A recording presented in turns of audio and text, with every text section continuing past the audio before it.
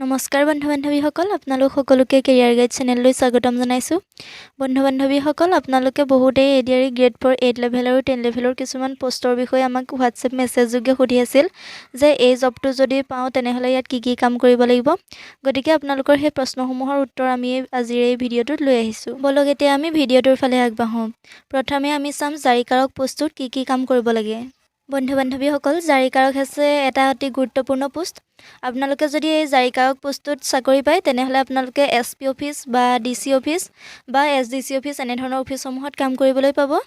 আৰু এই অফিচসমূহত জাৰিকাৰকৰ কাম হৈছে যে চৰকাৰী বিভিন্ন ধৰণৰ গুৰুত্বপূৰ্ণ নটিচসমূহ নিৰ্দিষ্ট স্থানত জাৰি কৰি তাৰ ওপৰত সঠিক প্ৰতিবেদন দাখিল কৰিব লাগে। লগতে নিজৰ সেই কাৰ্যালয়ৰ পৰা দিয়া বিভিন্ন ধৰণৰ নটিচসমূহ নিৰ্দিষ্ট স্থানত দি থৈ আহিব লাগে। যেনে ধৰক অফিচৰ পৰা কোনোবা এজন নিৰ্দিষ্ট ব্যক্তিলৈ এখন নটিচ পঠাব লাগে, তেনেহ'লে সেই নটিচখন আপুনি সেই ব্যক্তিজনৰ ঘৰত দি আহিব লাগিব। বা অফিচৰ পৰা জনসাধাৰণৰ কিবা কামৰ বাবে এখন গুৰুত্বপূৰ্ণ নটিচ প্ৰকাশ কৰিছে, তেনেহ'লে সেই নটিচখন আপুনি উপযুক্ত স্থানত মাৰিব লাগিব যাতে সকলোৱে দেখা পায় আৰু অফিচে লোৱা সেই সিদ্ধান্তটোৰ বিষয়ে জানিব পাৰে। এই জাৰিকাৰক পোষ্টটো যদিও গ্ৰেড 4 কিন্তু ই অন্যান্য গ্ৰেড 4 পোষ্টসমূহতকৈ কিছু ওপৰত, লগতে ইয়াৰ গ্ৰেড পেও অন্যান্য পোষ্টসমূহতকৈ ওপৰত। ইয়াৰ পাছতে চাওঁ আমি অফিচ পিয়ন পোষ্টটোৰ বিষয়ে। গ্ৰেড 4 যদিও অফিচ পিয়ন হৈছে এটা গুৰুত্বপূৰ্ণ পদবী। অফিচ পিয়ন এই পদটো আপোনালোকে যিকোনো অফিচতে পাব পাৰে। আপোনালোকৰ কাম হ'ব অফিচটোৰ টেবুল চকীসমূহ চাফা কৰি ৰখা, আলমাৰি ধুনীয়াকৈ সজাই ৰখা আৰু খিৰিকীসমূহ সময়মতে খুলি দিয়া। লগতে বুক চেল্ফ যদি থাকে সেইসমূহ ভালদৰে ৰখা আৰু অফিচৰ কেবিনটো পৰিষ্কাৰ আৰু সুন্দৰভাৱে সজাই পৰাই ৰাখিব লাগিব।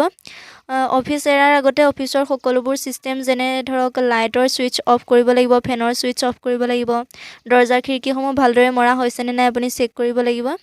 তাৰ উপৰিও গ্ৰেড 3 পৰ্যায়ৰ ছাৰ বা মেডামসকল আহি পোৱাৰ আগতে আপোনালোক গৈ অফিচত উপস্থিত হ'ব লাগিব আৰু আপোনালোকে ভালদৰে চাফ চিকুণ কৰি ৰাখিব লাগিব। ইয়াৰ পাছতে আমি আপোনালোকে সুধি থকা আন এটা পোষ্টৰ বিষয়ে চাওঁ, সেইটো হৈছে লেবৰেটৰী বিয়াৰাৰ। লেবৰেটৰী বিয়াৰাৰৰ কাম হৈছে লেবৰেটৰী সৰু সুৰা কেমিকেল টেষ্টিংসমূহ কৰিব লাগে। লগতে আপোনালোকৰ কেমিকেলসমূহৰ ক্ষেত্ৰত থকা নীতি নিয়মসমূহৰ ওপৰতো কিছু জ্ঞান থাকিব লাগিব। লেবৰেটৰী সকলো ৰেকৰ্ড ভালদৰে আপোনালোকে ৰাখিব লাগিব আৰু লেবৰেটৰীত কাম কৰাৰ সময়ত শাৰীৰিক ৰক্ষণাবেক্ষণৰ প্ৰতি গুৰুত্ব দিব লাগিব। বা কোনোবা স্কুলৰ লেবৰেটৰী হ'লে ষ্টুডেণ্টসকলে যেতিয়া লেবৰেটৰীটোত কিবা পৰীক্ষা নিৰীক্ষা কৰিবলৈ আহিব সেই ক্ষেত্ৰত আপুনি ভালদৰে তেওঁলোকৰ শাৰীৰিক ৰক্ষণাবেক্ষণৰ ওপৰত গুৰুত্ব দিব লাগিব। আৰু লেবৰেটৰী টেষ্ট কৰাত সহায় কৰাৰ লগতে ফলাফলসমূহ বৰ্ণনা কৰি দেখাব লাগিব আৰু ডকুমেণ্টসমূহ সংৰক্ষণ কৰি থ'ব লাগিব। ইয়াৰ পাছতে আমি চাওঁ যদি এনিমেল এটেণ্ডেণ্ট পোষ্টত আপোনালোকে চাকৰি পায় তেনেহ'লে তাত কি কাম কৰিব লাগিব। যদি এই পোষ্টত আপোনালোকে এপইণ্টমেণ্ট পায় তেনেহ'লে আপোনালোকে জীৱ জন্তুসমূহৰ ওপৰত চকু দিব লাগিব।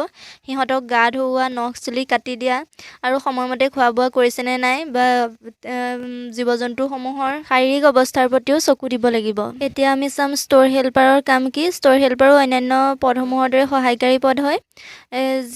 যিকোনো চৰকাৰী ষ্ট'ৰসমূহত যিসমূহ সামগ্ৰী থাকে সেই সামগ্ৰীসমূহৰ ওপৰত আপোনালোকে ভালদৰে চকু ৰাখিব লাগিব আৰু সামগ্ৰীসমূহ কিমান উলিয়াই দিয়া হৈছে বা কিমান অনা হৈছে বা কেনেধৰণৰ সামগ্ৰী অনা হৈছে সেইসমূহৰ ওপৰত আপোনালোকে ভালদৰে চকু দিব লাগিব। লগতে যিকোনো সামগ্ৰী উলিয়াই নিয়াৰ ক্ষেত্ৰত বা ভিতৰলৈ অনাৰ ক্ষেত্ৰত আপোনালোকে সহায় কৰি দিব লাগিব।